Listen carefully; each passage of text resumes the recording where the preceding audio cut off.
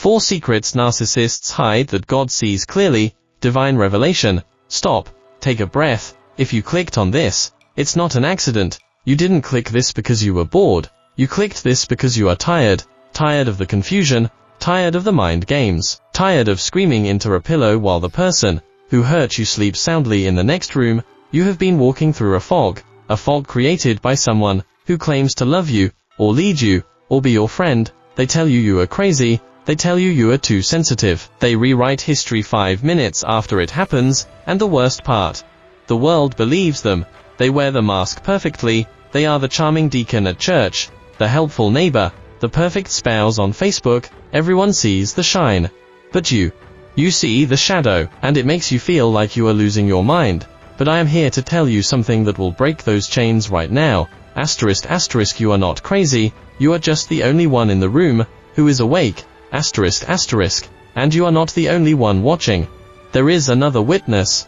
God sees it all. While the narcissist is busy curating their image, God is busy examining their heart, and what he sees is very, very different from what they post on Instagram. They think they are hiding. They think because they fooled the pastor, or the boss, or the therapist, that they have fooled the creator. They are wrong. God is not mocked. Today, we are going to pull back the curtain. We are going to look at the ***, 4 secrets narcissists hide *** that they think are buried, but God sees with crystal clarity. This is your validation. This is your truth. Let's go. Secret 1. Their confidence is a costume. God sees the cowardice. The first thing you notice about a narcissist is their bigness. They take up all the air in the room. They walk with their chest out. They speak with absolute authority. Even when they have no idea what they are talking about, they look untouchable. And when you stand next to them, you feel small, you feel shaky, you feel like a leaf in their wind. They want you to believe that they are gods, that they don't need anyone, that they are self-sufficient, powerful, and superior. ***, but God sees the trembling child behind the armor. ***, here is the secret they will die to protect. ***, they are terrified. ***, God sees the fragility. Proverbs 16:18 says, ***, pride goes before destruction, a haughty spirit before a fall. ***, why do people build walls? Because they are protecting something weak. The narcissist's ego is not a fortress. It is a bubble. One pinprick of truth, one moment of accountability, and the whole thing bursts. God sees the panic in their eyes when you stop reacting. God sees the desperation when they realize they can't control you anymore. They aren't bullying you because they are strong. They are bullying you because your strength intimidates them. Think about it. If they were truly confident, would they need to tear you down to feel tall? If they were truly secure, would they need your constant praise to function? If they were truly happy, would they need to make you miserable? No. God sees the truth. ***, they are a bottomless pit of insecurity.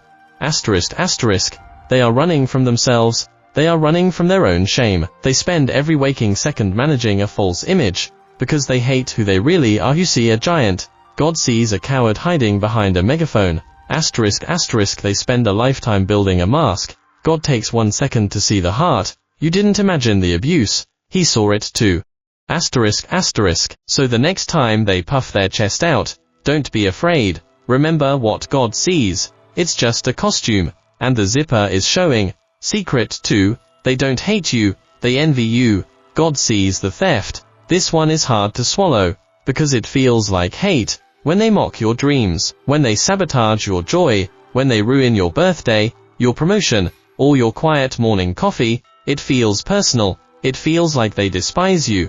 But God sees the root. It's not hate. ***, it's envy. ***, biblical envy isn't just I want what you have. It's I want to destroy what you have so you can't have it either. Remember Cain and Abel.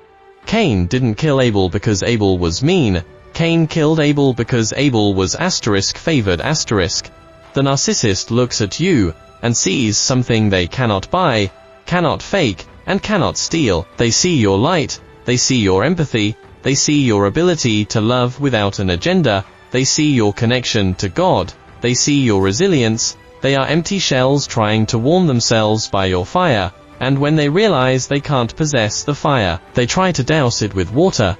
God sees them staring at you when you aren't looking. He sees the jealousy that rots their bones, when you are crying because they were cruel to you. God sees them smirking because they managed to steal your joy. They treat you like you are worthless, but they exploit you like you are gold. If you were truly worthless, they would leave you alone. They wouldn't waste their energy on you. The fact that they target you is proof of your value. God knows that you are the supply, you are the source, they are the parasite. They project their emptiness onto you. They tell you that you are the needy one, you are the dramatic one. But God sees the spiritual transaction. He sees them siphoning your life force to fill their void. He sees them trying to wear your skin. Narcissists think silence is safety, but to God, silence is just the calm before the gavel drops. Justice isn't missing, it's pending. You have been wondering, what did I do wrong? You did nothing wrong. You just shined too bright, and darkness hates the light. Secret 3. The cruelty is calculated. God sees the intent. This is the secret that keeps you trapped. The accidental hurt. I didn't mean to hurt you. You took it the wrong way. I was just joking. I had a bad childhood. I was stressed at work. They have a million excuses. And because you have a kind heart, because you are a child of God who believes in grace, you accept them. You think, maybe they just don't know better. Maybe if I explain it one more time, they will understand. So you explain, you cry, you write letters, you pour your heart out, and they do it again. Here is the chilling truth that God sees clearly. They know exactly what they are doing. It is not an accident, it is a strategy. God judges the heart. He judges the intent. He sees them pushing your buttons on purpose. He sees them waiting until you are vulnerable to strike. He sees them planting seeds of doubt in your mind. He sees the calculation when they give you the silent treatment. That is calculated. They want you to chase them when they compare you to an ex. That is calculated. They want you to compete for them when they rage out of nowhere. That is calculated. They want you walking on eggshells. They are not out of control. Notice how they can shut off the rage the second the phone rings. Notice how they can scream at you in the kitchen and smile at the neighbor in the driveway 10 seconds later. If they couldn't control it, they would scream at their boss. They would scream at the police. But they don't. They only scream at you. Because you are the safe target. God sees this duality. He sees the double-minded man. Psalm 55:21 says, his speech was smooth as butter, yet war was in his heart. His words were softer than oil, yet they were drawn swords. God saw them sharpen the sword. He saw them planning the ambush. He saw them enjoying your pain. This is the hardest pill to swallow, but it is the one that will set you free. Stop trying to teach them empathy. They don't lack understanding, they lack care. Stop trying to explain your pain to the person who created it on purpose. Stop trying to expose them to people who are in love with their lie. God is the only witness you need, and his court is always in session. God saw the malice, and he will not hold them guiltless. Secret 4. They are already defeated. God sees the end. Right now, it looks like they are winning. They have the house, they have the money, they have the reputation, they have the new victim, who thinks they are perfect. You are sitting in the ashes of your life, trying to glue the pieces back together. It feels unfair. It feels like God is sleeping. Why do the wicked prosper? David asked it. Jeremiah asked it. You are asking it. But here is the final secret, the one they hide most deeply, even from themselves. They are building on sand.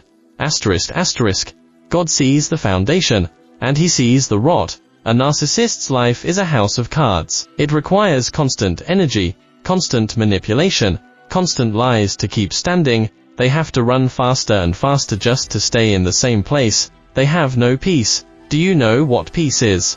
Peace is laying your head down at night with a clean conscience. Peace is not being afraid of being found out. Peace is being loved for who you are, not what you pretend to be. They have none of that. They have admiration, but no intimacy. They have followers, but no friends. They have assets, but no joy. God sees their future. He sees the loneliness that is coming. As they age, the charm fades, the looks fade, the victims get wiser, the circle gets smaller. There is no lonelier death than the death of a narcissist who has burned every bridge. God sees the wreckage they are heading toward. and he sees something else. He sees your rising. He sees that this fire didn't kill you, it refined you. He sees that you are learning discernment. He sees that you are finding your voice. He sees that you are breaking the generational curse, so your children won't have to.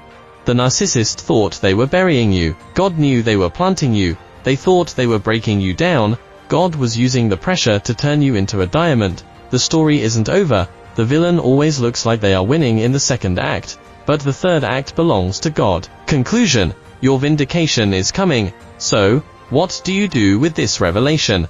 Do you fight? Do you argue? Do you try to unmask them? No. You step back. You hand the gavel to God. You realize that you don't have to prove anything. You don't have to convince the flying monkeys. You don't have to win the smear campaign. You just have to heal. Let them play their games. Let them wear their masks. Let them dance on their stage. You walk off the set. You exit the theater, because you know the secrets, and you know the judge. God has the transcripts. God has the receipts. God saw the tears you cried in the bathroom at 2 a.m., and he is saying to you today, I saw it, I know it, and I've got it, your job is not vengeance, your job is freedom. Get up, wash your face, step into the light, the show is over, your life. Your real life starts now.